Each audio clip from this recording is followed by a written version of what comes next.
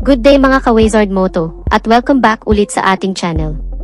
Slowly but surely ay unti-unti na ngang idinadala ng mga ilang motorcycle unit ang ilang motorsiklo na itinampok at ni-review natin sa ating channel nitong mga nakalipas na buwan o taon na nung una ay akala natin na imposibleng dalhin sa Pilipinas.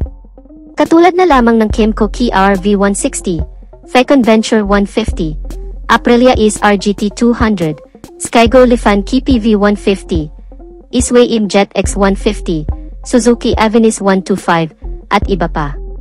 At ngayon ay idagdag na natin sa listahan ang isa na namang panibagong scooter na pang dual purpose, walang iba kundi ang bagong Bristol EDX 160 na rebranding ng SANY ADV 150. So yes, Bristol po ang nakakuha ng SANY ADV 150, na dati na rin nating itinampok sa ating channel taon na ang nakalipas nung una itong pinakilala sa motorcycle show sa China. So kung mapapansin nga natin ay halos pang dual purpose ang mga bagong scooter na nagsisilabasan ngayon sa merkado at idinadala sa Pilipinas. Ibig sabihin lang nun ay very in demand lang talaga at mas gusto ng karamihan ang ganitong klase na motorsiklo na sa pagkakatanda natin ay inumpisahan ng Honda motorcycle sa kanilang Honda ADV 150, ilang taon ang nakalipas mula ngayon. Sa video na to ay pag-uusapan natin kung ano-ano ang mga kakayanan nitong bagong labas na Bristol EDX 160 na pang-compete niya sa ibang adventure scooter na kasalukuyang minamarket ngayon dito sa Pilipinas, lalong-lalo na sa nangungunang Honda ADV 160. Ano-ano ba ang mga pang-market nito, ang kanyang specs at features? Lahat ng yan ay i-discuss natin sa video na to. Pero bago yan ay huwag kalimutan na mag-subscribe at mag-follow sa ating channel. Hit mo na rin ang like at notification bell icon bilang suporta sa ating munting channel. Ang una agad nating mapapansin sa motor na ito ay ang kanyang pagka-dual purpose na looks na sobrang lakas ang dating napaka-brusko nitong tingnan na may malalaki at specky na gulong at kung mapapansin nyo naman ay naka-spoke rim wheels na ito at naka-naked handlebar, bagay na bagay talaga ito pang rakrakan sa off-road. Dito sa kanyang harap ay meron itong mahabang windshield with its brand name na Bristol. Adjustable na din ang kanyang windshield na pwedeng i-adjust pababa o pataas. Naka-LED ang headlight nito, naka-projector headlamps, na talaga namang pangmalakasan ang ilawan ng motor na ito. Meron itong daytime running light na nakapalibot lang sa projector headlights nito, with its turn signal lights na nasa gilid lang din ng headlights. All LED na ang lighting system ng motorsiklong ito. At kung mapapansin natin ay meron siyang parang beak o nguso na bumagay naman at mas nakadagdag pa sa forma ng kanyang front face. Overall looks ay wala akong masasabi, talagang ito ang tipong motor na papangarapin ng lahat. Mapunta naman tayo sa kanyang features. Isa sa pinaka-highlight ng motor na ito bukod sa kanyang pagka-adventure scooter ay ang kanyang modern at high-tech na instrument cluster. Very wide na ang screen nito, kitang-kita ang mga nakadisplay, very elegant looking at napaka-high-end. Anyway, naka-TFT display na pala ito, at kompleto na rin ang mga icons and indicators na nakapaloob dito. Like temperature check, RPM, speedometer, check engine, ABS indicator, clock, turn signals indicator, trip meter at fuel level. At ang pinakamalupit pa nito na features mga kamoto, ay meron itong kakayahan na i-connect ang system ng motor sa cellphone. Just like sa Yamaha Connect na feature, meron na din itong built-in na maps at GPS at pwede kang mag-navigate sa dashboard ng motor. At masasabi natin na mas advanced pa ito dahil meron itong screen mirroring na option, kagaya ng sa Smart TV. Sa pagkakaalam natin ay ito pa lang ang adventure scooter na may technology na mirroring, so napaka-impressive naman pala ang bagong technology na meron ang motor na ito. Dito naman sa kanyang handlebar, meron itong backlight sa mga switches, nakakadagdag sa pagiging premium nito at visibility sa gabi, at naka-naked handlebar din ito, so very sporty talaga ang datingan. For other important features, meron itong hazard lamps for emergency purposes. Meron din itong idling stop and start, gaya ng sa Yamaha at Honda. Ang function nito sa hindi pa nakakaalam ay kung hihinto ang motor sa traffic ng mga at least 3 seconds, ay kusa nang namamatay ang makina, at kusa naman itong aandar muli kapag ipihit na ang selenyador. Ang purpose nito ay para mas makatipid sa gas, makapahinga ang makina, at makabawas din at least sa polusyon.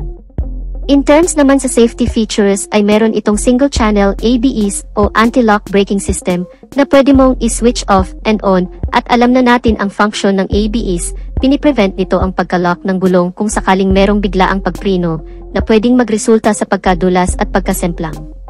Pangalawang safety features ay ang side stand engine cut-off switch na hindi aandar ang engine kapag ka nakababa ang side stand ng motor. At hindi rin ito papahuli dahil nakakeyless entry na ito, dagdag safety, at bawas hassle dahil remote na lang ang gagamitin para mapaandar ang motor. Meron din itong front pocket o glove box at nakapaloob naman dito ang kanyang USB charging port. Talagang mapapaw ka sa dami ng magagandang features ang motor na ito. Kung akala mo ay tapos na, wait, there's more. Naka-upside down fork na ang suspension niya sa harap at naka-dual air shock with sub-tank naman sa likod na may golden na kulay pareho. So alam naman natin sa ganitong mga suspension ay build talaga ito for performance, pang off-road talaga. Big bike na talaga ang datingan ng scooter na to. Mapunta na tayo sa kanyang engine specification. Meron itong exact engine displacement na 155.6 cubic centimeter, 4-stroke, liquid-cooled, single overhead cam, single cylinder, 2 valves. Good news na din dahil naka-fuel injected na, at naka-CVT type transmission. Meron naman itong maximum torque of 14 Nm at 5,500 RPM. Ang front brake ay naka-wavy disc brake, with 2-piston caliper at equipped ng anti-lock braking system o ABS, so again naka-spoke wheels na po ito o naka-rem set. Meron naman itong tire sa harap na 110/80 with 14-inch rim size. Sa likod naman ay 130/70 with 13-inch rim size, naka-dual sports type na ang tire at tubeless.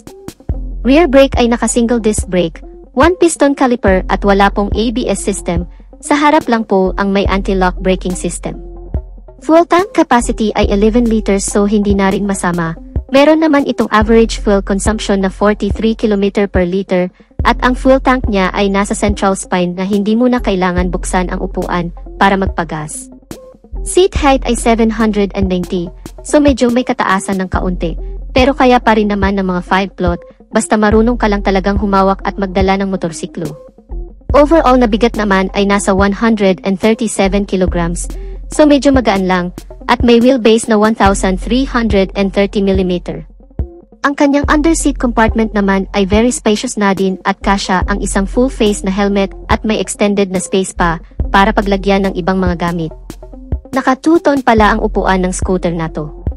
So sa datingan ng Bristol ADX 160 ay meron itong kamukha sa Hyundai XADV 750. Naka top box ready na din pala ang grab bar niya sa likod. At napakaastig din ang design ng kanyang tail light, all LED din na po ang lighting system ng motor na ito. Meron pala itong dalawang color variation, which is red and black, so ang datingan ng motor na ito ay talagang sulit na sulit at hindi talaga tayo tinipid sa external design, pati sa kanyang engine specs at features ay talaga namang very modern at high-tech, kaya hindi na nakapagtataka na within 12 hours ay na-sold out na agad ang initial batch nito na 30 units, bago pa man ang official launching nito. At isa din sa dahilan niyan ay nag-offer sila ng 20,000 na introductory discount.